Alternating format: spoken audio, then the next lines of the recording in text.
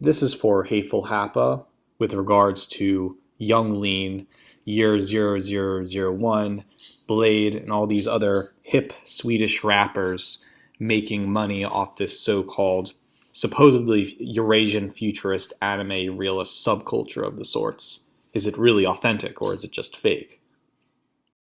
Let's talk about rap.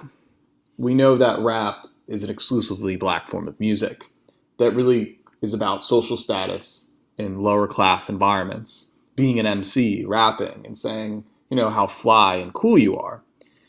Rap was trying to elevate black America to the standards of, normal American culture. Now we're all forced to like rap, Eminem, all that. Now we're in post-rap, where rap, or the negrification of America, as Francis Parker Yockey would say, is now mandatory in the music industry.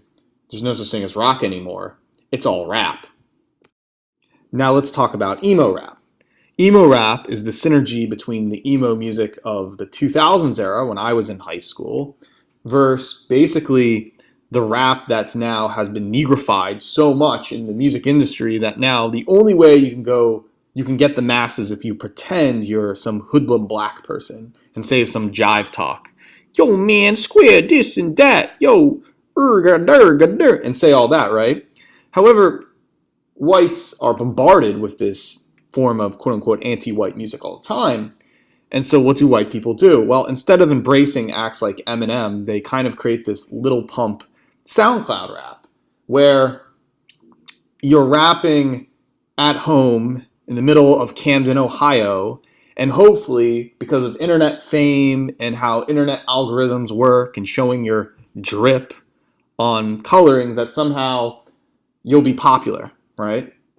Now, our liberal professors love this rhizomic postmodern conditioned fetishized society so much. All the Gen Xers are like soy boying over it, like with their mouths gaping down because all their dreams about Derrida and Leotard have came true. And so now you have this Swedish group of people, Year0001, which is basically Young Lean and his group of friends, who are basically no different from, say, Markiplier or Jacksepticeye or YouTubers who Twitch stream, and they're like, you know what? I'm going to ironically pretend I'm a rapper because that's what women like. That's what guys like. That's what makes me a musician. I just got to be a cute Justin Bieber looking rapper and say all this stuff. And in addition, I'm going to synergize Asian culture and Asian aesthetics into my art. And this is where the AXA stuff comes in. And so this is kind of an ode to the Atari Teenage Riot digital art core 20, 30 years that are before them. And now you have this confusion where you have a negrification of the upper middle and middle classes, that this is American culture, we're all the same, and what it is to like music means being a dumb hoodlum saying jive talk. Meanwhile, while you're watching anime and hentai and you believe in anime realism, which by the way is all a byproduct of the Eurasian futurism invading our country from Chinese powers and Japanese subcultures and whatnot. And this is beating down any form of white interest, or that the white interest has been synergized to like all possible cultures at once, the rhizomic. So they're white people acting as Negro rappers into anime. If Bollywood or Indian culture becomes popular, they'll commodify that too. It is literally gentrification. It is bringing middle class values into popular music. And so when we talk about aesthetics and art direction and Year0001, right?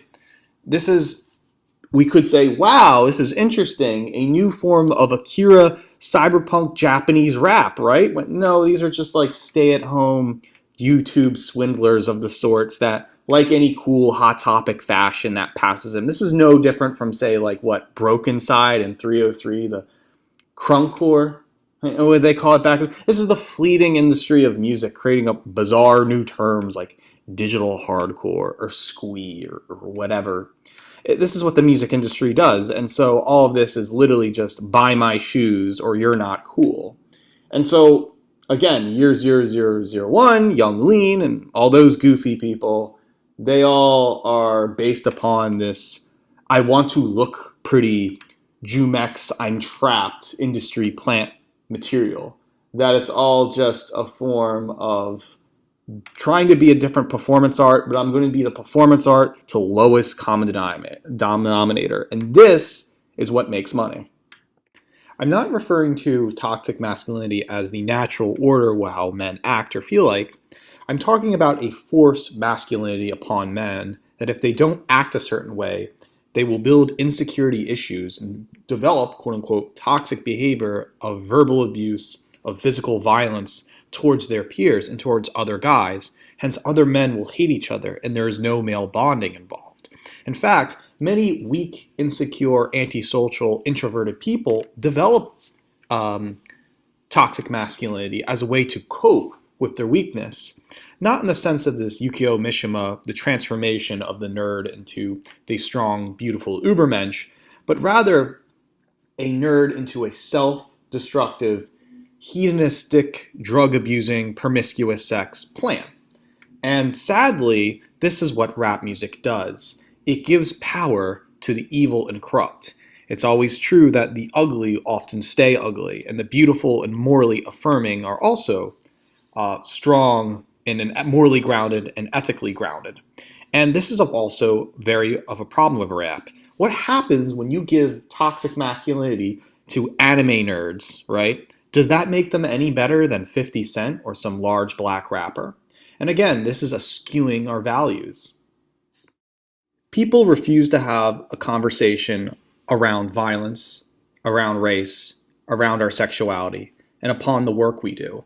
And toxic masculinity envisions this non-dialogue around violence. That violence is now manifested into the ego, into the arrogant, narcissistic individual, which rap commonly produces. It seems like every meme you come across on the internet has something to do with the jive talk of lower black Americans, which I believe, if you're to use liberal consensus, would be this kind of racism that we white people frown upon or condescend with black people. And then when you ask white people, why are you laughing at like hood behavior on the internet? Well, no, everyone agreed to that. It's funny. It's the funny way black people talk. But what happens when Young Lean and these other Swede rappers start culturally appropriating this behavior? Well, it's kind of dysgenic. It's kind of degenerate in behavior. And it becomes less and less about this Akira cyberpunk anime future subculture, and rather about the arrogance of the neoliberal capitalist system and seeking the degenerate disorder of everything to the lowest common denominator, making sure you will never question bigger realities such as the concept that subculture is indeed a byproduct of capitalism, that consumer culture is in itself a jail. So do I believe Young Lean and his posse will create this anime realist Eurasianist future? Absolutely not. Is only a byproduct of a bigger virus going around within the system. Of course, they show signs of AXA interest, and it's definitely okay that if you're into the AXA movement to like some of these Swedish rappers of sorts. But keep in mind, however, the long-term goal is white male, Asian male, white female, and the Eurasianist futurism and anime realism that the movement, the AXA movement, wants to envision. And so Year0001 constantly flirts with this yearning, but then again looks to the lowest common denominator of supporting this toxic masculine SoundCloud rap of sorts that doesn't really talk authentic, that doesn't talk in an authentic nature, that what people really want. And so there's just something wrong that's happening, that we're byproducts, that everything is fleeting subculture, everything's ironic, there's no sincerity. And so that is a major issue. Yes, all of this has something to do with an AXA subculture influence, and it's probably okay to like this SoundCloud rap, quote unquote, and still be in an AXA. It certainly will influence, but it's all edible. It's all cheeseburgers. It's a part of the issue. It's a part of capitalism's problem of sedating people in their circles, only then to confront with these SoundCloud rapper types and say, you probably like Asian women, you're probably a Eurasianist. No, I'm not. I like culture. They say something really dumb and ignorant. And so It is the job for the AXA people to say, be more anti-liberal, be more implicit. It's not about just aesthetics. That's like a young people immature thing. Let's take it to the next level and really talk about this upcoming nationalism that's really influencing all the arts.